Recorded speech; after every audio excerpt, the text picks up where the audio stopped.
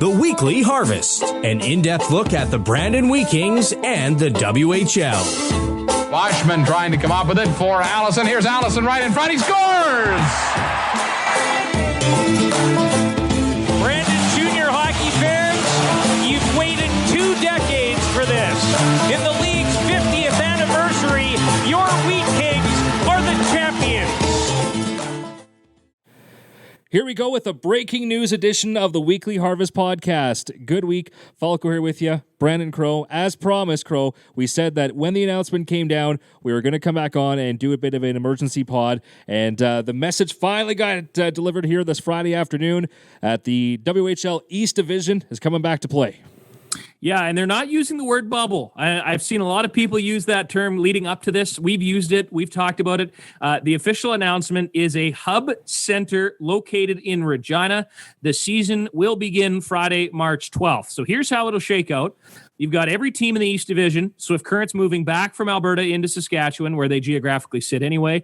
All of the games will be played at the Brandt Center in Regina, and each team will have their own practice facility inside the Cooperators Center, which is the building attached to the Brandt Center in Regina. So the schedule will begin on March 12th, and they'll play 24 games, regular schedule, which will be announced a little later on. And this will follow all the protocols. Players and staff will begin their quarantine period on Saturday, the 20th. They'll head to Regina on the 27th, and then they will get tested. They'll have another couple of days till their test results come in, and then the players will begin their abbreviated training camp in Regina. Of course, all of the testing will be done on the same level as the NHL and the World Juniors. The teams will be staying at the dorms at U of R. And there's still a lot of questions and a lot of different things that we don't know yet. But at the end of the day, that's the announcement. It's the buzz of Western Hockey, the Western Hockey League right now. So I know it was a bit of a surprise to you. You and I we got a group chat going. You and me were saying, okay, there's going to be an announcement today. And that started back on Tuesday. So it took a few days, but what did you think when you saw it? It was not surprising, just because, that was the rumors that we heard that was going to be happening. I'm very happy that it obviously, finally got announced. I'm a little surprised at the start date, just considering that with the U.S. division that it was going to be starting for the 24th. So now that this is happening basically the week prior, I just thought we were going to be following after. But regardless, so 1 month from today, the season's going to be starting. We had a chance just moments ago to talk to Commissioner Ron Robson. We're going to be playing that interview here in just a couple of seconds, couple of minutes, right after we finish chatting here off the top. But before we get into that, too, we're talking about the hub. Got to quickly give a shout-out to Les Lazaruk, who might have come up with the best name for this. Instead of the bubble, it's calling the double. The D-U-B-B-L-E. The hub dub, we also heard there, but it was awesome news to hear. It obviously created a buzz in the office that, all right, hockey's back. We got 1 month to go. There's still a ton, like you said, there's a ton of questions about how it's going to work from a lot of different, just different perspectives from us on the game experience side with, everything on the stream and how that's going to work with their team and our team, with yourself and the radio. And luckily, we had Ron here to at least answer a couple of those questions. Here's us talking to Rod Robinson.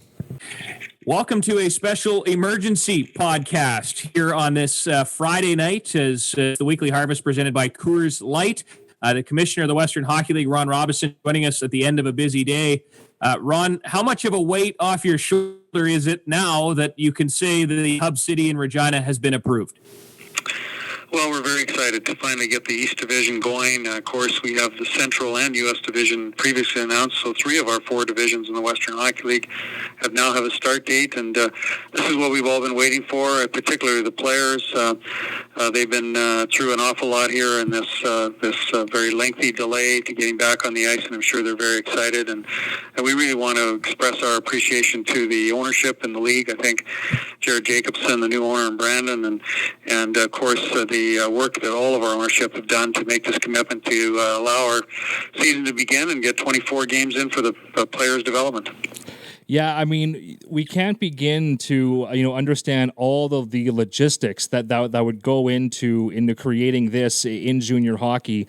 Can you just speak about the incredible amount of work that your team has done just to get this point, to get this approved from the government? Well, what we have to understand, of course, is that return to play, and WHL's case, we've been working on this since the past April, when our season, of course, was canceled in March. And so it's been a very long process, a lot of discussion with the health authorities over that extended period of time. But we respected the fact that ultimately the decision was theirs, but we needed an exemption in order to play. And fortunately, now in 3 of our 4 centers or 4 divisions, we have that approval, and we're delighted we can get the players back on the ice. What's the difference between a bubble and a hub city for the fans that have been asking? Not really that much. The NHL, to their credit, have a little bit higher standard in terms of daily testing and so forth. We felt it was important to distinguish ourselves from that. We have weekly PCR gold standard testing, which we feel very confident as to the health authorities are concerned. There's a few nuances that we have that are a little different, I guess, than the bubble reference. So we just felt hub was the appropriate reference, and so that's what we went with. Can you talk about any of the scheduling process so far, Ron? How many days is this going to be, be running for the 24 games? And will there be a combination of afternoon and evening games with that? There'll be, we're working still to finalize the schedule. That'll be announced real soon. The intent is to play 24 games in approximately 50 days, so we'll be playing pretty much every other day. I think the beauty of being on site is that the teams are right there, and they'll be able to train and practice and play games on a regular basis. So we can get a lot of games in a short period of time, but we haven't worked out the details of the game times or what the actual schedule will look like. But the intent is to probably get it through or get the 24 games scheduled in approximately 50 days. When you look at the city of Regina, what were some of the draws as opposed to some of the other cities? Well, I think Regina is unique in some ways, very similar to Brandon in that it's self-contained with an arena and practice facilities all under one roof. I think that was very attractive, having the ability to have 7 dressing rooms available to the teams in the main arena was also extremely important. And then, of course, the University of Regina, being the residents, will provide very good accommodation and will be contained within those facilities. And again, our attempt in all of this was to make sure we had very little interaction with the community and to isolate the players and the teams as much as we could. I got a question. This one was brought to my attention the other day. I mean, the difference between a hotel and a dorm room is that a hotel has bedding and towels and soap and all that sort of thing. So are there going to be 200 players showing up to the dorm rooms without a pillow or a sleeping bag, or what's the process to getting all that covered? No, they'll be looked after from a housekeeping perspective very well. It'll be very much resident style, as university students can identify with. But at the same time, we will have regular housekeeping, but we're taking every precaution at the same time. And again, the university campuses are governed by the health authorities, and the fortunate thing right now is that there's very, very few students in these locations. So consequently, we'll be isolated very well within those facilities. So obviously now next, you have to be working on getting the approval in BC. But Ron, is there long-term goals that there is hopefully still a chance to have playoffs, or is the 24-game schedule kind of all we're talking about at this point? Well, we have some challenges on a number of levels with playoffs, and we're first of all not certain as to what the season's going to look like at that particular stage. Once we complete the 24-game schedule, we're going to evaluate that along the way. One of the difficulties we have, of course, is travel restrictions that exist in some provinces, and of course the U.S. border, and then combine that with the challenges of having the National Championship Memorial Cup. So all of this is continues to be under discussion. Of course, we have the Ontario League that's not operating right now, and we hope they will be in the not too distant future. But a lot of question marks still up in the air, and we're going to have to assess that in the weeks and months ahead. Selfishly, I have to ask, a lot of us broadcasters aren't necessarily team employees, but are still, a valuable part of what you guys are going to be selling with the WHL live online stream. So how do you picture this working for a guy like myself, a CKLQ employee in Brandon, but still part of the Western Hockey League broadcast team? Well, we're looking to accommodate broadcasters, some media, scouts, of course, which are so integral to WHL hockey, and we're very conscious of that. But again, we need the approvals from the health authorities in order to establish what type of access we're going to have and how that will work. So that's one of the things we're working through right now as to what that's going to look like, and we'll hopefully have some information on this real soon. Well, Ron, we just want to say thank you so much. I understand it's been, obviously a very busy day with, another fantastic announcement that we're at least this much closer to getting back to having Wheat King hockey on the ice again, which of course is very welcome news. And we just wish you all the best in getting the BC approval and then getting that announcement out.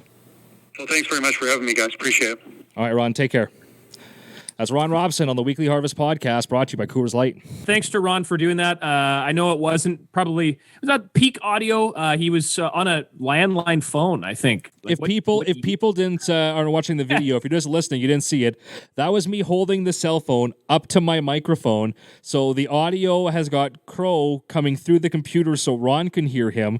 So now, Crow, your voice is also going through my microphone, which is going into the recorder. So the audio there, it was not desired. But hey, when you get the commissioner on the day that this is announced to hop on and do this with us, that was great. So thank you very much. And we didn't have much time to come up with a plan, so we had less than 10 minutes, so we did what we could. Here, from a hockey perspective, Perry Bergson, the Brandon Sun, read his stuff this weekend. He's got a ton of content coming out, but here's some notes he put out on social media after him chatting with general manager Darren Ritchie. Players will report directly to Regina. We mentioned that. Darren is looking at 23 to 25 players on that roster, and that includes Braden Schneider, who is going to be returned from Hartford in the American League back to Brandon for this camp. As of right now, Marcus Kelly is a long shot to return. He's playing over in Europe, along with Yaroslav Busagin. He has been loaned to his Russian, it's like a U20 KHL team in Russia. So those two guys still up in the air, but unlikely to show up. First rounders from 2019, Nate Danielson, Tyson Zimmer, and Rylan Roersma will attend camp. However, Luca Berzan and Cole Reinhardt are still with their AHL teams, and their statuses remain up in the air as well. So for more details on what's going on the ice, check in with Perry Bergson at the Brandon Sun this weekend. Help support some local journalism. Pick yourself up a copy of the paper. Chris, I mean, we've got a long way to go. I'm excited, but there's still a lot of work that needs to be done. A lot of small details need to be ironed out. But at the end of the day, hey, we've said it all along. There was light at the end of the tunnel. The train's getting closer, and it's an exciting day. Yeah, I mean, until the puck actually drops, like even when warm-ups are going on, it's still going to be like, okay, hold on, let's make sure we can get to game time. Just after the after the year it's been, but yeah, it feels like we're actually are getting to that point. And one of those things in this next month, there are so many factors that have to come into play about those players returning, and you look at the 20-year-old situation, Wheat King fans, of course, want a chance to see Luca and Cole come back and have another great year. But the fact that there's 6 20-year-olds, you're really this year more than others because they're not even going to be here for you to cheer in person. You're kind of hoping that cheering for them to stay with their pro team and not come back to junior because they're 20, which is weird because every other year for the junior clubs you're always of course you want the you want the kids to do well, but selfishly, you always want them to come back and have a stellar 20-year-old year. There's a lot of decisions in the next 30 days that Darren Ritchie and the staff are going to have to make about what kind of team they want to ice for these 24 games. And we heard from Don McGilvery and Todd Miller and Mark and Daniel earlier on different episodes of the Weekly Harvest. They're prepared from a coaching perspective. Training camp is all lined up. Game plans, video, pre-scouts, everything. From a coaching perspective, there's going to be nobody in the hockey world more prepared than the coaching staffs of these Western Hockey League teams because they've had nothing but time on their hands to prepare. So from that perspective, I don't think I don't expect there to be hiccups when it comes to the hockey. I do expect there to probably be some hiccups when it comes to how this all works. But at the end of the day, it's like the old analogy of the duck on the pond. Okay, when you walk by a pond and you see a duck swimming, it's just gliding along the water. It looks beautiful. But underneath the water, those two little legs, they're churning. And they are frantically keeping that duck moving in whatever direction. And if the league can pull this off like a duck and nobody sees the panic and the things going wrong, good for them. So from a Q Country radio perspective, as of right now, the plan is and always will be to carry every Brandon Wheat King game, no matter what time of day. If it's a 12:30 game, a 2:30 game, 4:30, 8:30, whatever the case may be, we will have the broadcast for you. No Pete. I can't sneak him into the hub. I'd like to, but I can't. And I'm not even sure if I'll be in the hub. We're not sure yet. I could be in the hub. I could be in the press box. I could be in the Keystone Center somewhere around a bunch of monitors. We really don't know, but we will have every game for you on the radio, Q Country 91.5, when the season is set to begin. So that's all we know. We don't know anything else. But at least that's a whole lot more than what we knew earlier this week. So, man, you and I, we're still heading a long weekend with some smiles here. Yeah. How many times have you and I said, going back to probably the first Zoom interview we did, and that was the goalie episode, I believe, maybe less. I can't remember. Les Lazaruk, goalie episode, whatever. We were starting to talk about how this is going to shape up like almost a year ago. Mm-hmm. And now we finally get a chance to have at least somewhat of an explanation. So, I mean, when you texted me today and said announcement coming at 1, I didn't really believe you. I was like, okay, whatever. We've heard that before. But all of a sudden, my phone blew up. Fans are excited. People that support the Wheat Kings are excited. Sponsors are excited. Players are excited. We've got a long way to go to get there. It's a long road to Regina, as we're going to call it, into the hub. But, the Western Hockey League and all the people involved have done a great job to get us this far. So you just got to keep on trucking. And by the way, for the record, I sent you that text at about 12:55 because I got it at about 12:52.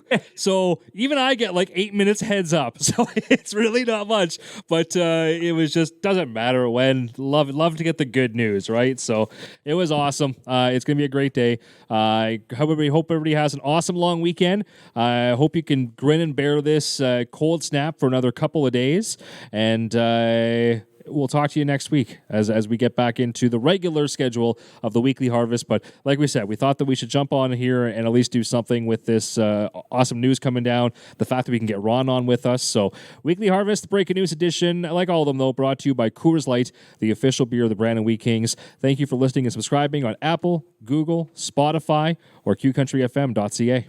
Hockey's back, baby. Be sure to follow Q Country and the Wheat Kings on Twitter and Facebook for all your Brandon Wheat Kings news. Thanks for listening to the Weekly Harvest.